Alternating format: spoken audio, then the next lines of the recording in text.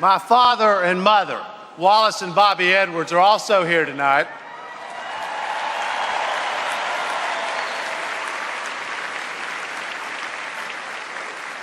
You taught me the values that I carry in my heart: faith, family, responsibility, opportunity for everybody. You taught me that there's dignity and honor in a hard day's work. You taught me to always look out for our neighbors, to never look down on anybody, and treat everybody with respect. Those are the values that John Kerry and I believe in, and nothing makes me prouder than standing with him in this campaign. I am so humbled to be your candidate for Vice President of the United States.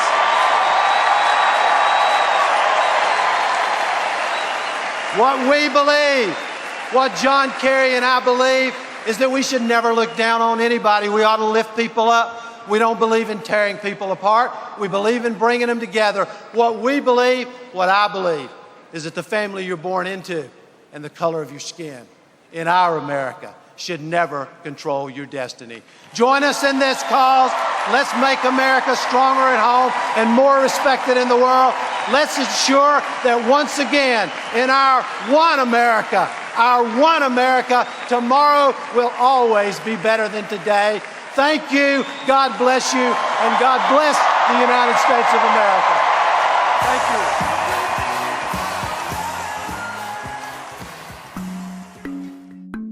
Welcome back to For the Defense. I'm David Oscar Markus, and you were just listening to one of the biggest and brightest political figures back in the early 2000s, John Edwards. He was the vice presidential nominee with John Kerry running for president against incumbent George Bush.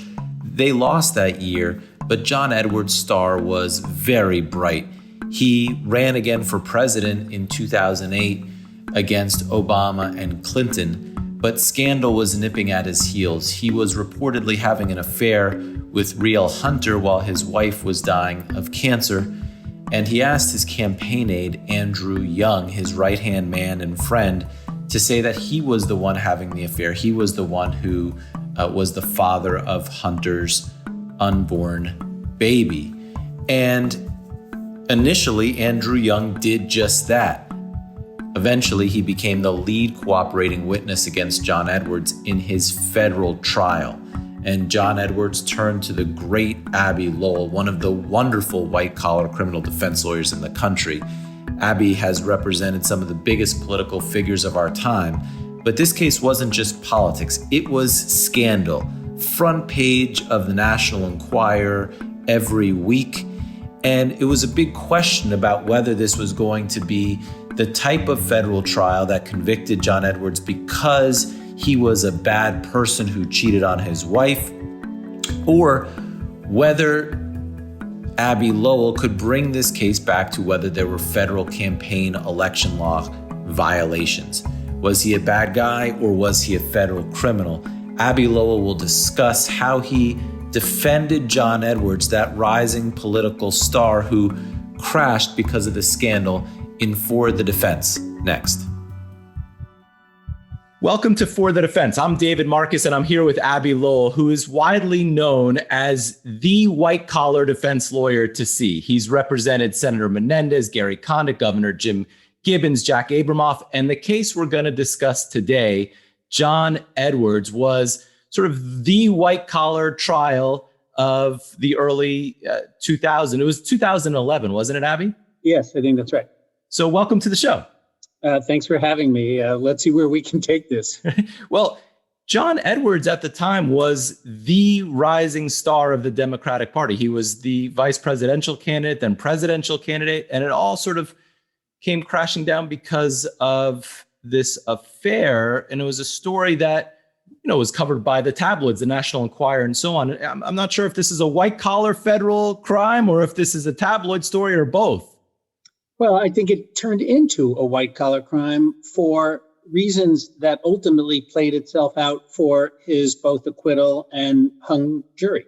And that is, for reasons that we will talk about, the federal prosecutors involved starting with the local U.S. Attorney's Office, the U.S. Attorney of which was adverse to him politically, and then the Maine Justice Department, decided to create a new theory of criminal prosecution that had never, ever been done before, and basically one that the Federal Election Commission disagreed with, which was that if a private person gives a candidate or a candidate's friends or family money for a purpose while that candidate is running, that can be a campaign contribution, even though it's not the normal for, ads or bumper stickers or staff.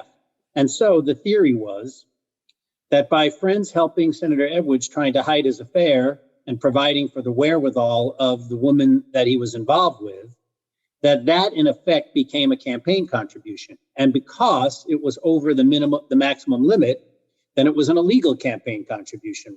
And the charge was that he engendered that to happen, that it was his scheme and his friends who were part of it did it at his behest. So it may have started as what should have been a political wait. How can we vote for somebody like that? Or how can we tolerate that behavior? But it became the proverbial don't make a federal case out of it for the reason I just said. And they did. And so usually in these federal white collar cases, we're contacted before the person is charged during an investigation. Is that what happened here? You get contacted beforehand? In this case, it's not atypical for what you probably and many others get. Senator Edwards had a group of attorneys, really terrific, wonderful attorneys, both in North Carolina and Washington, working during the investigative stage to try to prevent this theory from being pursued or any charge. And as it got closer to the point where it looked like it was, he brought me on for purposes of adding to that great team, but also to become the trial lawyer should the events occur, which they ended up happening. So that's not atypical. I am often brought in right about that moment to try to take the last stab at preventing a case and then becoming trial lawyer if a case is brought. So I imagine that before you're brought in, there's an enormous amount of pressure on Senator Edwards to plead so that, they probably offer no jail time or little to no jail time and not go to trial. And there's so few trials these days because of that enormous pressure before a trial begins. His daughter's going to have to see all of this. The public's going to have to see a public trial. So it takes a lot of courage to fight the case, bring on a trial lawyer, and go to a trial. True. I mean, whether you are a high-profile defendant or somebody not so, the possibility of having to go to trial is daunting no matter what. Daunting in terms of publicity, in terms of reputation, in terms of resources, in terms of risk, of course. As I recall it, and I don't know that this was ever confirmed, this wasn't my part, this was right before I got involved. The newspapers reported that a deal that was offered was very strange. The deal, as I recall it, was he could plead to a felony and have no jail, or plead to misdemeanors if there was jail. And as you know, David, that's usually the opposite. Right. A felony was the death penalty for him, notwithstanding even the chance of jail, because, he was a lawyer.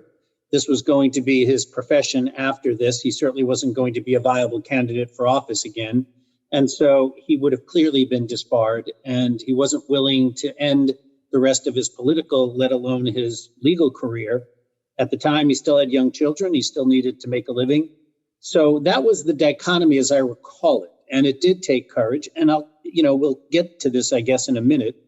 But it took courage, too, because the problem was everybody in America really disapproved his conduct, which was completely disapprovable. And the fear was nobody would differentiate that from the legal charge.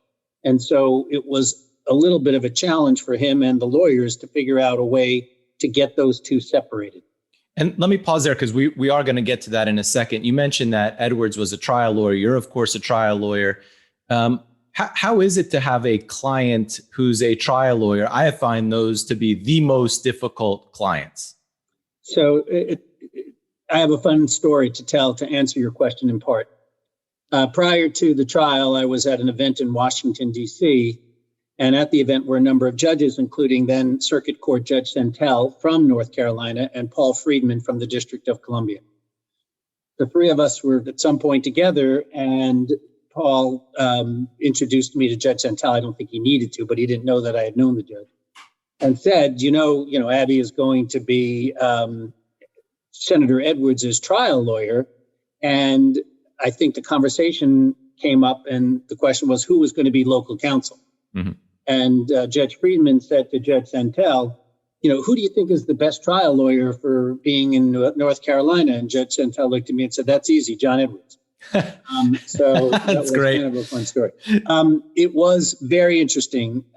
Here is something that John Edwards would allow me to say. First of all, he, as a trial lawyer, and not just a trial lawyer, but also remember a very, very accomplished public speaker and public figure and public, office holder, basically had, as he likes to let me say, every moment of my representation, he had between 25 and 30 ideas a day. And during trial, maybe twice as many. And one or two of them were okay. I love it. At the end of the trial, when we were sitting on his porch, rocking on a chair after it was all over, he looked at me and his very best friend, David Kirby, with whom he's in practice now. And he said something that I think will also help explain your question. He said, Abbe, what you do for a living and what I do for a living are two different professions. So being true. A plaintiff's lawyer and a defense lawyer in criminal context. And he appreciated that. But I have to say, having a smart, articulate, legally trained client was challenging, but it actually was not, it was helpful because we could soundboard each other. And that was really a good thing to do. And I think he learned in the process and getting his insight. But it also showed something that we also know. His lack of objectivity about his own situation was palpable. And so it's good to remind ourselves that. His daughter, I noted from reviewing the case, is also a lawyer and sat through the entire trial. That must have been such an interesting dynamic, tough for her as a family member, but then her wanting to help as a lawyer. How did that all work out? Just as you said, Kate Edwards is, again, an incredibly smart, talented person, lawyer, in all the things that she's ever done. So again, it was another smart brain and voice in the room. Sometimes, there could be too many of those, but in this case, I think there wasn't too many, but there was a lot. And for sure, this must have been it was a very difficult moment for all the obvious reasons. Her being the daughter of both of the parents, the situation with her mom and her dad, the vilification of her dad must be painful, as it always is. No matter what our public officials do and say, present public officials in Washington, D.C. included, it is a dynamic when family members have to be involved and come to their support. And so in this case, Kate was very helpful in terms of what she could add, but it must have been incredibly difficult for her. And you could see that toll on her during both the course of the trial and then the release when it was all over. Of course. And, I was looking, Edwards, I guess, wrote a book called Four Trials about his career as a trial lawyer. And it was interesting. One of the things he talks about the importance of juries and how he relies on juries. And he says they take in every moment, fact, word, hesitation, and glance. And it's so true when he writes that. And I was thinking about having his daughter sitting there every day, just, of course, to support, but the jury sees that as well. It must have been a big and important thing for the defense just to have her there to support him. That's true. And John's mom and dad were there pretty much the entire time as well. And certainly they would have recognized that that's who that was. Edwards and I and others got to speak to the jurors after the trial. I think I spoke to 6 or 7 of them in person or otherwise over the next days and weeks. Mm-hmm. Some of them appeared on national television. When the verdict was rendered and the case was dismissed that day, various media outlets had already been waiting for these jurors in the parking lot. And some of them were on private jets to go to the Today Show or wherever they went the next day. It was very bizarre. So I got to speak to them. And interesting. I have to tell you, of all the things they said, I think one or two may have commented that it was nice to see that his family supported him in his moments of need, but it wasn't a big influence in their decisions, at least as they articulated it. Right. And as to Senator Edwards's comments in his own book, yes. Again, another anecdote that he would allow me to say. In one of the days, the judge in the case had this practice, whereas during their deliberations, she required them to come into the courtroom at the end of every day, as opposed to just being dismissed. So we'd be at table, prosecutors at table, they'd be in the box, they'd come into the box, and then they would leave. And often they would leave by basically the exit was in front of us, so they'd have to walk past us. And you know this, David, especially at this high tense moment in a trial proceeding, jurors aren't making much eye contact with you. I mean, maybe sometimes they do, but then we lawyers and our clients go bananas because we're looking at every clue, right? We're looking to see whether they will make eye contact. If they make eye contact, are they smiling? Are they frowning, et cetera? And I remember one day, we went back to our little room after this, and the senator said, "Oh my gosh, we're in trouble." And I said, "What would make you think that? I mean, there's no data point here." He said, "Well, none of them would make eye contact with me." It's hard, right? I would say, well, first of all, I mean, there was like 30 members of the media in the back. The judges there presiding. They wanted to get out of the courtroom that day, as they did in every. If you're going to interpret that into a bad sign, then I think you could also decide that today they decided more of them wanted, the turkey sandwich versus the tuna, and that's a bad sign too. Right. One of the things that's always bothered me about our practice, the federal criminal practice, is that there's no motions for summary judgment. There's no depositions. There's no way to get these cases sort of looked at seriously by judges pre-trial. I know you filed a bunch of pre-trial motions because this case didn't really seem like a federal crime. And of course, the judge dismisses them as most judges do. What can we do is there a way to remedy that? Because it seems that our practice is quite unfair in that regard. I agree with you. It is an interesting aspect of the dichotomy between civil and criminal cases that there are motions both on the pleadings, which you can have an analogy for in criminal cases, that it doesn't state a failure to state a claim, just like in civil cases, doesn't state a crime. But that middle ground where when the discovery is seen that there's not evidence for what the government says is not available as a pretrial motion for summary judgment. Right. And I think the reason is, I know the reason. The reason is the propriety and emphasis we give the grand jury. It's absurd. Is that if a grand jury came to the conclusion of probable cause, then that triggers enough to get you to trial, and in between would basically undermine the sanctity of the grand jury. The problem, as you know, and I know, and a lot of people know, is that the grand jury doesn't play that role in our society, if it ever did. And, to use the phrase, it's a rubber stamp, may be overused, and it may not quite be right, but it's closer to being right than it's not right. So the presumption of regularity we give the process is overstated, and therefore maybe it should be revisited, that there should be a way out. There is, in the Edwards case and other cases I've done and that you've done, slightly something that's possible when there is a stretch of the law, as it was in Edwards. We did make a motion, and I'm making one in a case now in Puerto Rico, where a prosecutor's theory is the first time that they're making that theory. And then that implicates the due process clause's notice requirement that people know that their conduct is illegal before they are charged with doing it. But you're right, there's a gap.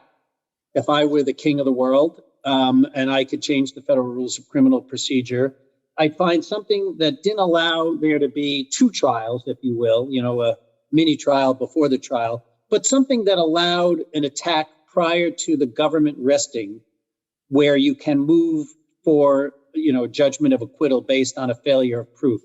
And that is a gap I wouldn't mind seeing some solutions for. So you're headed into trial. You have John Edwards, who knows this part of North Carolina probably better than anyone, has tried more cases there. What kind of jurors are you looking for? And do you have jury consultants, or is John Edwards your jury consultant?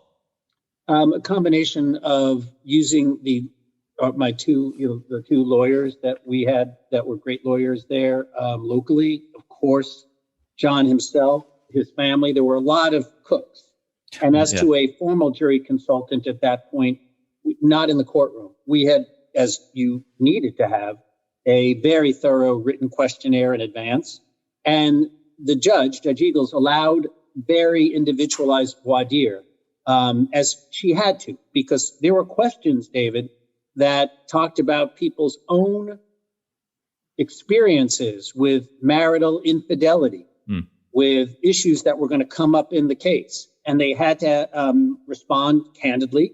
And there was an area, this is a part of the country where there's strong religious feelings, et cetera.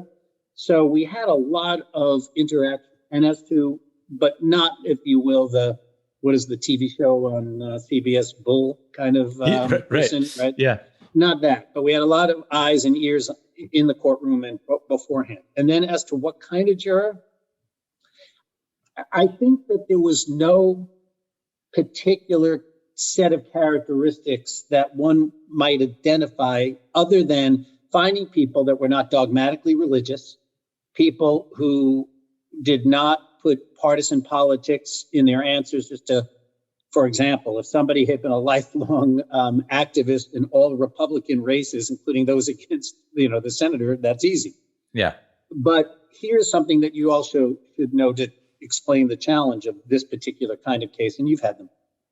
I think it was one of the newspapers in North Carolina, but I can't remember which one now. Might have been the Observer, who did a poll of John prior to the trial, a couple of weeks before. And there were two results that were daunting. One was in the list of disliked people in the United States, he was in the top 5, including people who at that time were accused of terrorism. And the second thing was, when asked whether he was guilty or innocent, 70% of the poll people said he was guilty, even though, again, they would have had no idea what he was charged with. So that was the challenge. So you had to basically accept the fact that strongly partisan Democrats were going to be knocked out by the prosecution. We would try to find a way to knock out people that were the similar on the other side, plus moralistic, plus very dogmatically religious, and try to find people in the middle. I mean, as to whether older people or younger people, that would reflect stereotypes, which I have found often doesn't ever really work. People would say, don't have an older white woman who's likely to be moralistic. I can tell you that there were young people of color that were equally so. So you couldn't do it based on those broad stereotypes. It's funny because you mentioned how hated Senator Edwards was going in. And typically, prosecutors are sort of known as just coming out saying, here's what he's charged with, here are the elements, and sort of laying out the evidence very straight. But here they went over the top in their opening and throughout trial with the sort of scandalous aspect of the case. And it was the defense in opening who was trying to keep it straight as to the campaign finance laws. I found that a very interesting, it usually doesn't play out that way. Again, it reflects what made this case unique from the investigative, charging, and trial decision. And look, I don't think what we put together as a defense was rocket science in the sense of what needed to be done. I hope people will think that it was thoughtful and that I did a good job with what we decided. But it was clear that my theme was going to be, as you saw, from the moment of jury selection to the opening, to the questioning of witnesses, to the closing, to make them get in their brain the phrase I used over and over again, the difference between a sin and a crime. And contrary, you're right, I'm thinking of the speech in Julius Caesar, where, after Caesar is killed, you have Antony explaining that he was an honorable man, and yet he was being tongue-in-cheek, et cetera, that in order to rabble-rouse the crowd, it was the prosecutor saying, now, look, we're not going to point out that this was the man who cheated on his wife while she was sick, and, this was an outrageous thing. We're not going, this is about the offense. Yeah. And so, What's the phrase? Whenever somebody says it's not about the money, it's about the money. When everybody, yeah. So their theory was at least to blur that line. And in a way, if you believed that what he did was a crime, and I have to accept that they did, then I guess they would say, look, you can't draw the distinction that between the offense and his conduct is such a bright line as I wanted it to be. But having said that, you're right. We needed to separate the two, and they needed to have it a little blurry. We'll be right back on For the Defense next. So speaking of blurred lines, I have to tell the story about a trial I did once. It was about a real estate transaction, and the government alleged real estate fraud. But the defendants, there were a group of 5 of them, were either mafia members, a made man, or some of his associates. And so the government was trying very, very hard to get in evidence that these were mobsters, even though that really had nothing to do with the real estate transaction itself. The government knew that if it got that evidence in, the jury would be much more likely to convict a bunch of mobsters doing a real estate deal than just a bunch of regular old people. And so the judge did allow a video from the 1970s to come into evidence of the lead defendant at the Ravenite Social Club with John Gotti. Really shouldn't have come in. It had nothing to do with the case, but as many defense lawyers know, judges like to allow in what's called other bad act evidence, and this came into evidence. And we saw the lead defendant, who was a mafia member, wearing this white jacket, this white sports coat. And I leaned over and said to him, "Vinny, I love the jacket, great jacket." And he laughed. The next morning, he comes to trial and he's wearing the white jacket. And I said, "Vinny, what are you doing? Why are you wearing that jacket?" He said, "I thought you liked it, kid."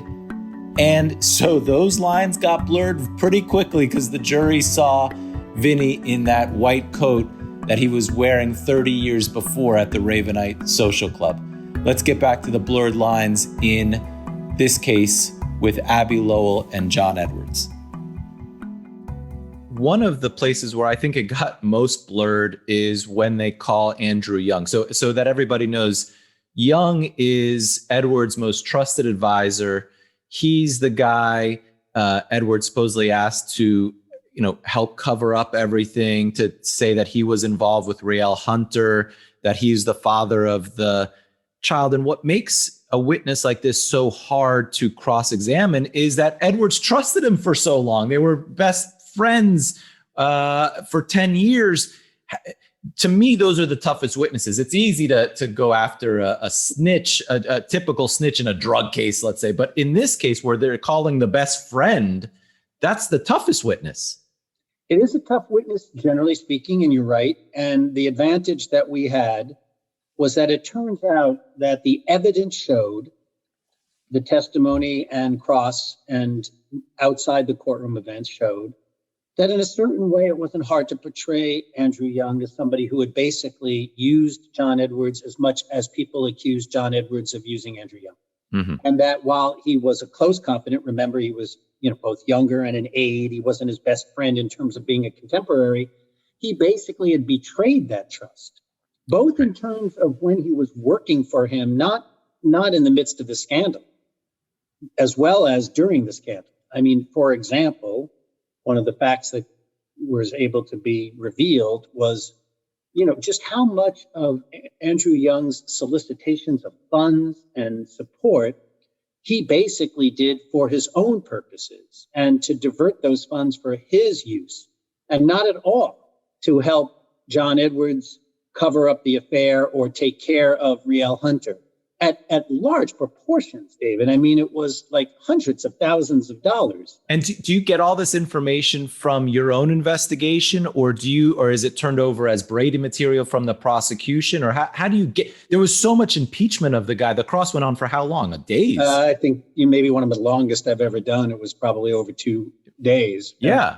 Let me stop there to say that one of the themes that I thought that we did well, and when I say we, by the way, I'm not talking about the royal we, is that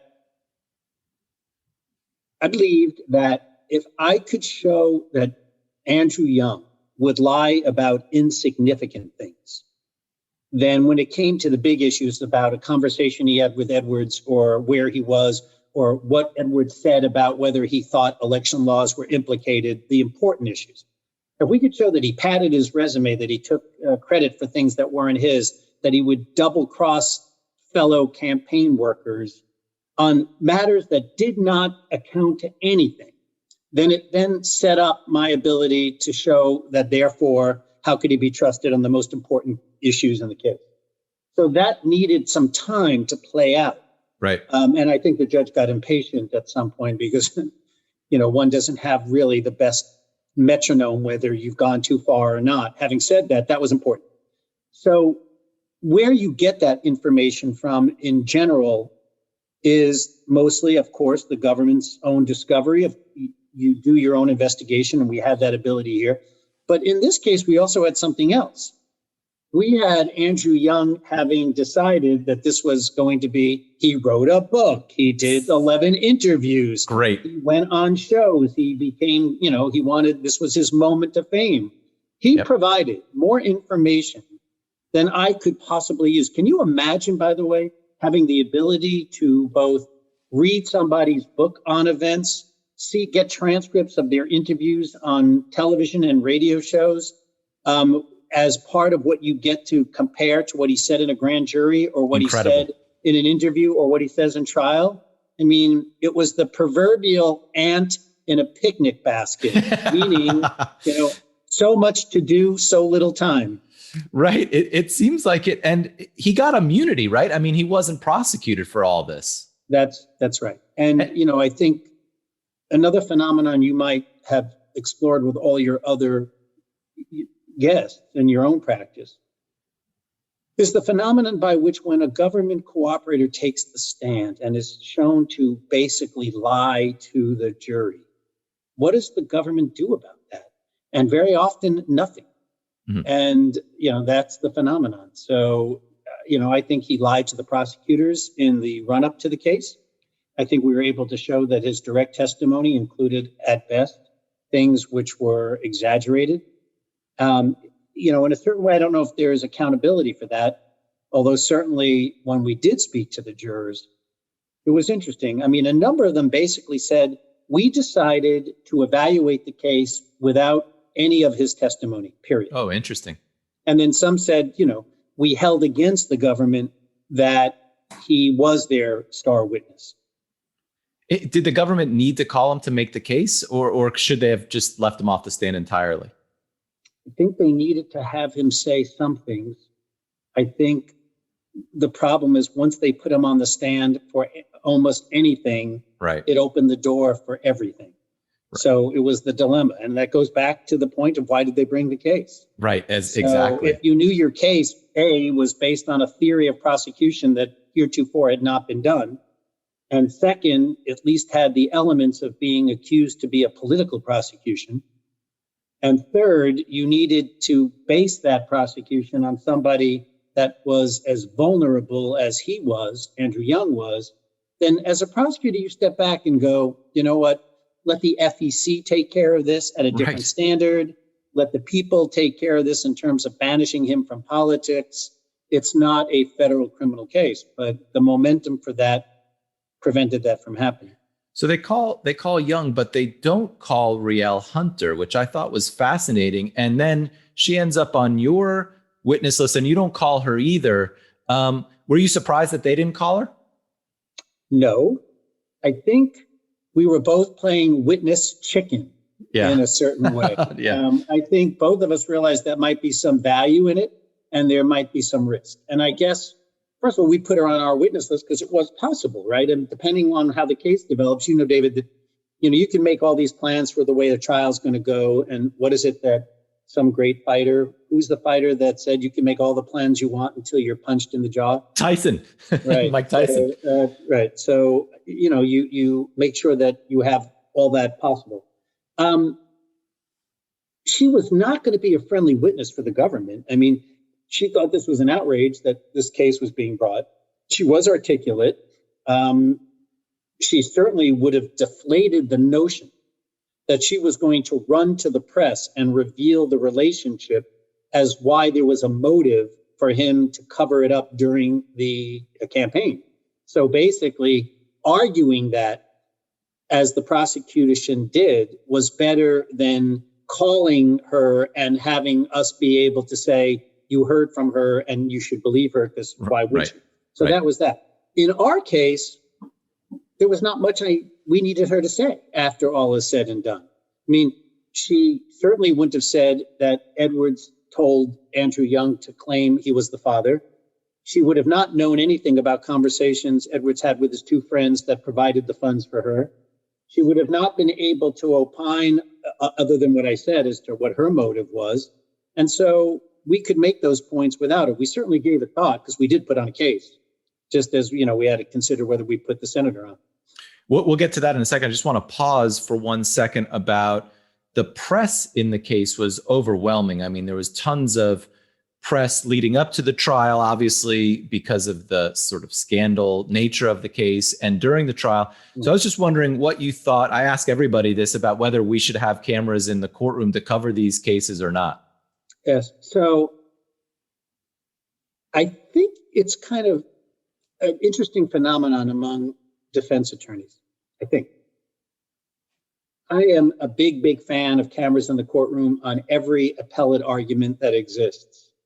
And still, in the specter of the O.J. Simpson case and Judge Ito in the courtroom and the participants, still at least more than 60% skeptical about cameras in the courtroom in a criminal case. I think it does cause trial participants to play beyond the jury. I think one could contain it. The problem is, I think there are some cases where it can't be contained, and I think Edwards would be a good example. And then, so how do you have one rule for that and another rule for another? You could give it to the judge's discretion in a case to decide. I certainly remember the court TV days where so many trial, state cases, and that can be done. I mean, I also think, unobtrusive camera in the, corner of the courtroom that isn't panning and it's always there, it could become invisible and people wouldn't remember. The problem really then becomes this. We already live in an age where a judge's instruction to a jury not to read the paper, not to go online, not to go onto the internet is strained at best. Right. Because we know the secret that either they still do it often or the people in their household do and tell them. That's right. Can you imagine the temptation for a juror who knows that there's going to be video at 6 and 11 of what they saw during the day to go revisit it, see it? That's a big risk as well. Tough. So between the risk of the pressure on jurors and the opportunity for mischief, as I said, I'm still willing to reconsider every 6 months. But right now, I still say that the advantages outweigh the disadvantages. So let's get back to the defense case. You're representing somebody who you said is a wonderful speaker, obviously very smart, great trial lawyer. It must have been tough to keep him off the stand. I imagine he wanted to testify. So again, this is where we will be careful as Yes. to the conversations that would be privileged. Let me say it this way. This is a man who made his entire career as a lawyer and as a public official and as a candidate by his ability to persuade, to talk, to convey, to influence by what he said and how he said it. Mm-hmm. So there's a strong presumption that he should be somebody who would be able to, right? If there's any client we ever have that should be able to do it, you think a client like that can. As you know, however, and as anybody listening to your program and all the other guests you've had know, the adage goes something like this. Put a client on the stand and the trial becomes all about the client. Correct. Don't put the client on the stand and the trial can be about any number of other things, right? The government's actions, the star witness, my performance, whatever. So if you have 3 or 4 ways to undercut a government case, then you, no matter who your client is, consider whether the advantages of that outweigh the disadvantages of making it a, one pony show. And no matter how much. And second of all, once he took the stand in this case, given the door that would open in terms of his conduct, that line being blurred between what's a sin and what's a crime would have been more obliterated. And so that is a factor to consider as well. And the last piece is, for the same reason that he could be a great trial lawyer and give us great ideas, but can't be objective, it's almost harder to be a lawyer and be your own witness because A, you aren't objective, B, you think you're not giving evidence, you think you're making an argument, and it becomes very difficult to separate the two. So there were advantages and disadvantages. And I can tell you, like, that right up to the moment where the judge asks if you have any other witnesses, you consider that. And at that moment, what you all know is that we did not call him. And what you can infer from that is that we believed that we had made our case through every other witness and that they would forgive him that. And by the way, when I spoke to the jurors afterwards, they did. They did not think he needed, not one of them thought he needed to testify that I spoke with. It's interesting because in a case where a lot of the defense came down to what is Edward's intent, right? And of course, the defense was he didn't have any bad intent. Typically in those cases, you almost need to call the defendant. But here you had so many witnesses sort of corroborating the theme that he wasn't doing this with bad intent. Well, he wasn't doing it with any knowledge Correct. of the election laws such that he could form a bad intent. Right. We all try cases or defend people where the conduct in business, whether it be taxes, whether it be don't misrepresent to your bank when you're making a loan, that's kind of obvious. So some of your conduct will implicate your intent. Here, if you're on a brand new theory, then it is not as easy for a jury to infer intent. And I think that's what you and I are now saying. So that was one reason why you could argue a lack of intent in ways you might not be able to in a different white-collar case. We're going to get to Abbe Lowell's closing argument next in For the Defense. We're going to get to Abbe Lowell's closing argument next. But before we do, let me go back to that mafia case I was telling you about at the last break. And see, there I go, calling it a mafia case, even though it was just an alleged real estate fraud transaction. But once that video of the Ravenite Social Club came in with Vinny in the white coat, it became all about the mafia. And we knew we were in a lot of trouble when one of the jurors sent a note to the judge asking that after they reached their verdict for the jury to be escorted to their cars because they were afraid. Now, there was no violence alleged. There was no reason for the jury to be afraid. But once they heard Gotti's name and mafia and so on, they became petrified. One of them even said afterwards that they thought they saw one of the mafia guys' relatives writing down their license plate numbers. Now, that never happened, but once they heard those words, they were so scared. So the optics of a trial becomes so important. A real estate fraud case turned into a mafia trial. This case, Abbe Lowell had to desperately try to keep it about federal campaign law and not about scandal. And you'll hear how he did that at the very beginning of his closing argument in For the Defense. Next. Abbe, let me turn to the closing, because when I read the closing, I thought there were so many great lines. Here's your opening line. This is a case that should define the difference between somebody committing a wrong and somebody committing a crime. Someone committing an offense against his wife and family and committing an offense against the United States government, and the difference between a sin and a felony. I mean, that really captures the theme. You come out with the theme right at the beginning, right? Well, I appreciate you saying it coming from you. I really appreciate the compliment. Yes, and that's was the theme. I told you we knew that going in. It's been my, the mantra throughout. And the part that I like, although being careful, my mom had a great expression, which was "Don't break your arm patting yourself on the back." Yeah. It was the next sentences, which, by the way, was unplanned. It was completely spontaneous. I was in the court. I was in the well of the court. I looked at the witness box, and there was the Bible.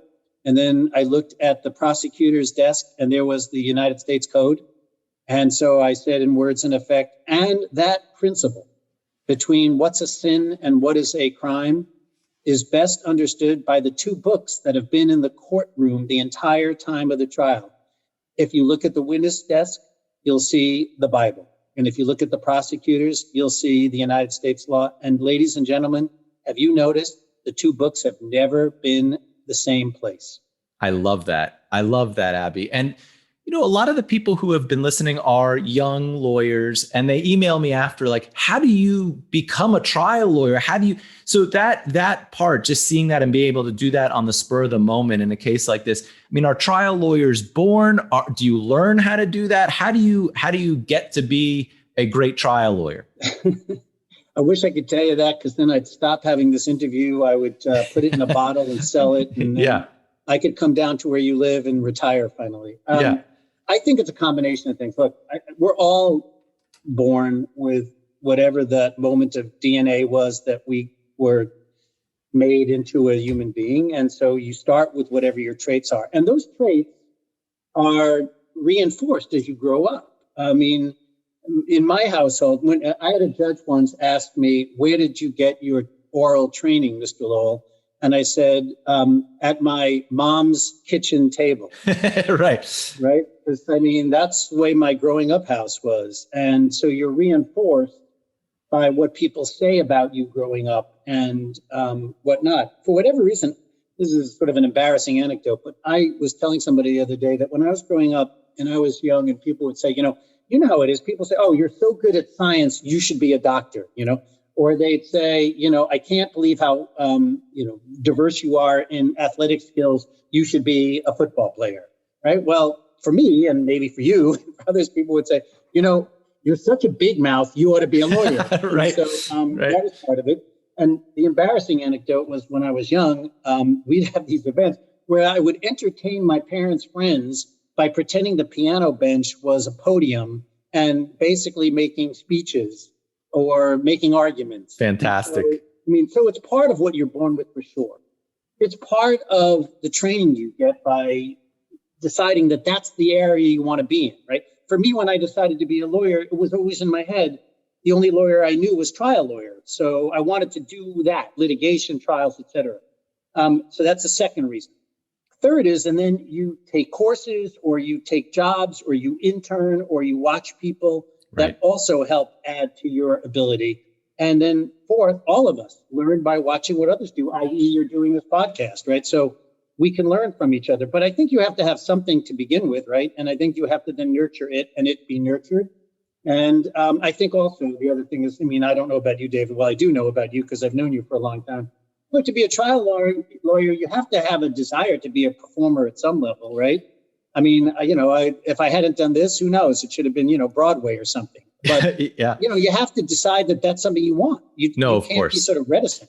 So there's that too. I think that makes sense if people think about all the components that go into it. So you do all this performing, you've given your closing, which is the biggest performance, and then the jury goes out and they're out for 9 days. I could not believe 9 days. You must have been dying. So again, I'm not unique. Waiting a jury is by far the hardest thing I can do. And I'm not good at it. And I don't know, there must be people that are way better at it. And it takes years off of your life. And you find every distraction you can. And I think at the time I did have some electronic device and played like 11,000 games of Jumbaline or something like that to try to distract you. Some people can work when the jury's out. I can't. Gosh. It's crazy. I am barely able to get out of a catatonic position out of my bed. You keep thinking that if you just concentrate and will it, the jury will hear the vibes.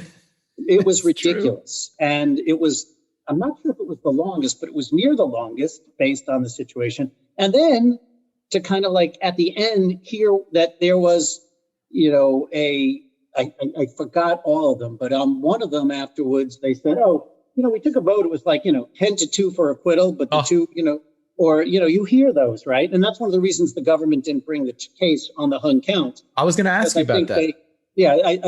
Getting back to your direct question, it was such a long thing. And the other thing about it that was great, not great for me, because I wasn't like this, John's parents were sanguine and stoic and confident throughout. And I would be sitting up on the second or third floor of the courthouse by myself in the quarter, drooling on myself or something. And they would come over and try to make me feel better. And then I would think, wow, they're making me feel better. Right. My job, I should be making them feel better. I swear we take these things harder than the clients and their families a lot of times. But you mentioned that, the jury comes back, they acquit on one count, they hang on some others. And typically in cases where there's hung juries, the government retries. You convince them not to. How do you convince them not to retry the case? Well, I think I tried to convince the superiors before the trial not to bring the case. Of right? course. And so some of the things that I had said about the case proved to be true. So now I had some credibility, I hope, that right. What we had said came out to be the case. Second of all, they gave it their best shot. They did. They had, two really good trial lawyers, one from the U.S. Attorney's Office in North Carolina, and one from the Public Integrity Section. Third is the then head of the criminal division, the time was Lanny Brewer, had actually come and watched the trial, as did heads of the Public Integrity Section. They saw what went down. I see. And at that point, how are they going to retry it to get a better result? Had it been 10-2 for conviction, sure, I think that's right. Had it been, maybe 7-5 for conviction, maybe. But if it was 7-5, 8-4, 10-2 for acquittal, and you had to retry it with the record now being completely saturated, another 2 days of the cross-examination of Andrew Young, I think they thought that they had made their point and moved on. So I always thought that if the government couldn't get a conviction at a trial, that should be it. You shouldn't be able to retry, but I don't think anybody agrees with me on that except other criminal defense lawyers. Right. And I would be slightly different than you. Again, if there was one crazy person in an 11-1 vote for conviction, that person just believed that nobody should be convicted of crimes in America, I could see why the government should retry. If it's anything other than things like that, then I know it's not formally double jeopardy, but discretion should be the better part of valor. So I ask everybody this who wins a big trial like you did. Do you go celebrate with your client? Is there a big party, or is it, you got to get back to the office, get back to the next case and move on? Certainly not the latter. Yeah. This took a lot out of everybody, emotionally, physically. There was a lot of time spent. So immediately after, again, remember the jurors were being inundated by the media and then whisked away in private jets to New York, which was funny. I didn't think it was funny at the time, but in retrospect, I think it's funny. The trial team, after we collected ourselves, we were staying at whatever hotel. We went across to a restaurant, just us. I don't think, I don't eat very much or well during trials. So I think there was both something to eat, and should I say there was something to drink? Yes. And that went on for a little while.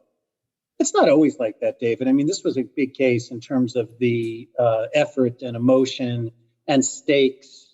I'll come back and give you one quick more anecdote in a second. And then later, I met with John at his house on the porch, where we were rocking on his chairs with his best friend. And again, there would have been something to drink there from kind of a Southern point of view, where he did utter that famous line that I said, what you do and what I do for a living are two different professions. So there was a celebration, but the very next morning I was gone. I had to come back. I didn't want to stay. I'd been gone for a long time. I wanted to come back to the office, my family. So I didn't stick around. And then I returned to meet with jurors sometime later. One fun anecdote about how intense this was. My then 10-year-old daughter, 11-year-old daughter, came to see the closing argument. And she's something in her own right in many ways, now 19. And there was so much press. There was a little cordoned off area where you walk up the steps of the courthouse, press to the left, press to the right, satellite trucks, microwave trucks. It was just crazy. And I don't know why she did this. She wasn't prompted by any of us. So one day, right at the same day of the end, she's walking up to the courthouse and she stops in the middle and turns to the media and says, "Please, no interviews today." And continues to walk up. So we may be hearing from her on your show in the years coming up.